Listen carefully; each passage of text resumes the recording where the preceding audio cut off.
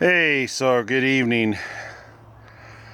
So I want to make this quick video for all the FNGs and some of the FOGs that work in general aviation. I'm just getting tired of seeing it, and there's no reason for it because people should know to go to the maintenance manual and to the parts manual for whatever specific airplane they're working on and get the correct part number for the hardware that you're sticking in your airplane or your customer's airplane. Anyway, I'm at my shop working on a Cessna 175. He has water in the fuel tank, which is the left tank, and I'll show you why. You see the little moat that Cessna engineers deliberately designed for whatever reason. See the water in there that's standing in there? That's a good sign that the water is standing in there, and I'll show you in a minute. But anyway, the customer wants me to replace the gaskets on both the fuel tanks so he stops getting water in his fuel, because that's not a good thing. I'm going to show you something. So these screws haven't been out probably,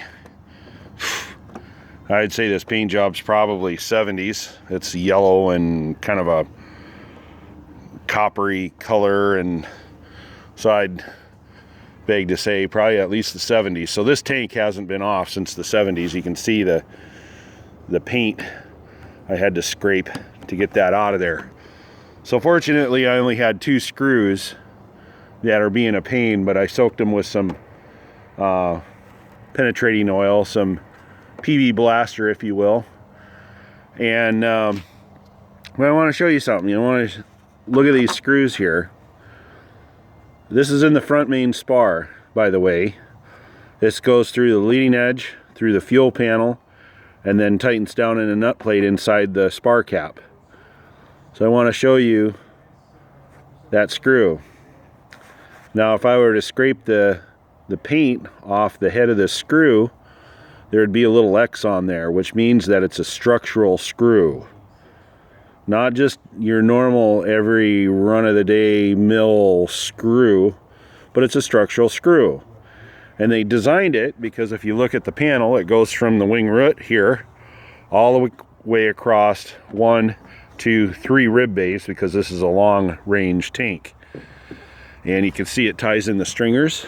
There's 3 screws that tie in the stringer, and this is a rib that goes down there. So all these are structural screws that go all the way around the airplane.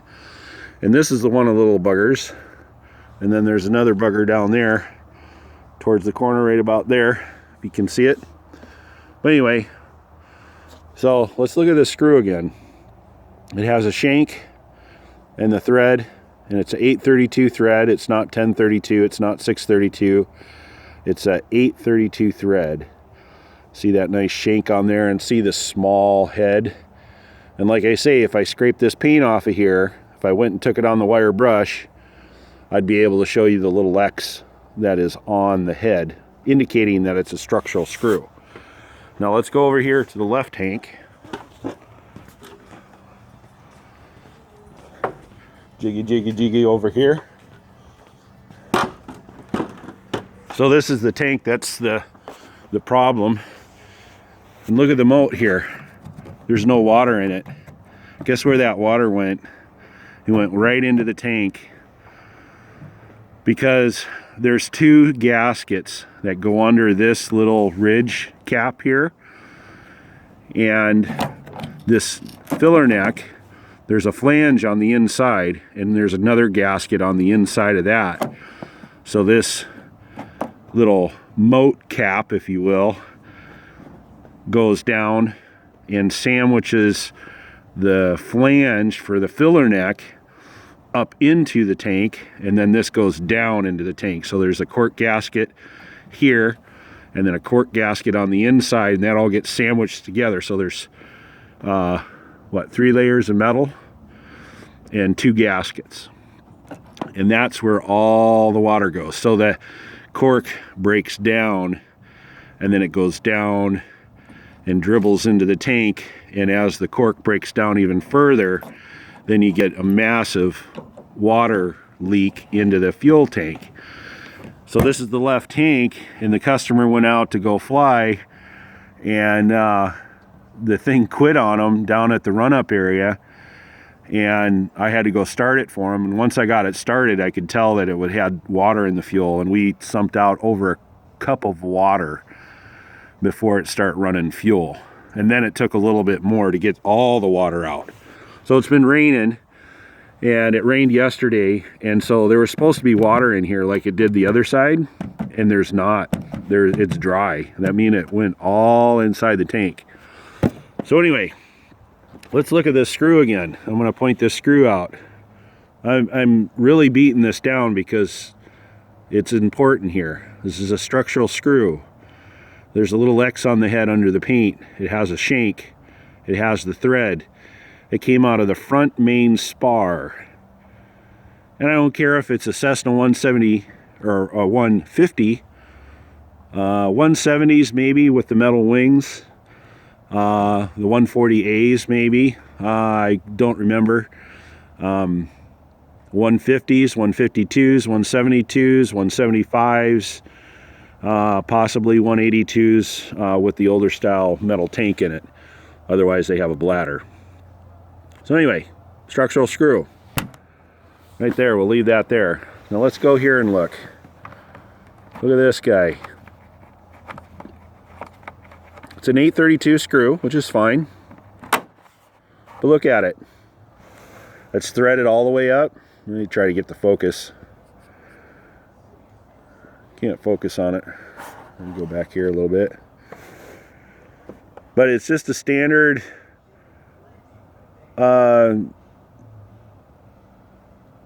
stainless steel screw. See the threads that go all the way up in there? This is for like panels down on the underside of the wing that aren't structural. Okay, we'll put that right there. Head size is definitely different. This one has more mass to the head, which is great, but it's still not a structural screw, which means the alloy is completely different. These things, these guys here will shear off in a second. These here will take a little bit more of a beating. So the tensile strength on this one is a lot stronger than that one. So let's look here. Look at that. All along the edge, that's where I took that one out. All along, everywhere along the front spar, and even tying the stringers together. See that? It's crazy. All the way around, every one of them was a regular stainless steel screw, all the way up this rib. So here's the deal. If you're going to maintain these airplanes in the GA fashion, you need to pay attention to the manuals. You need to pay attention to the parts that you're putting on. There are some parts that you can exchange between the 150 and the 140 because it's the same fuselage up to a certain year. However, when it comes to hardware, especially when it's structural hardware, in the wing, this is what makes the airplane fly, folks. So if you substitute hardware like this, you're potentially going to cause an accident. Now fortunately this didn't happen and he's okay, but I want to just point this out for anybody that's going to go in the GA field. Pay attention to the manuals. They're there for a reason. So anyway, if your customer complains of water in his fuel and he has a gas cap set up like this with the moat around the gas cap, that's most likely where it's coming in. And if you ever get the joy of taking these screws out, be patient.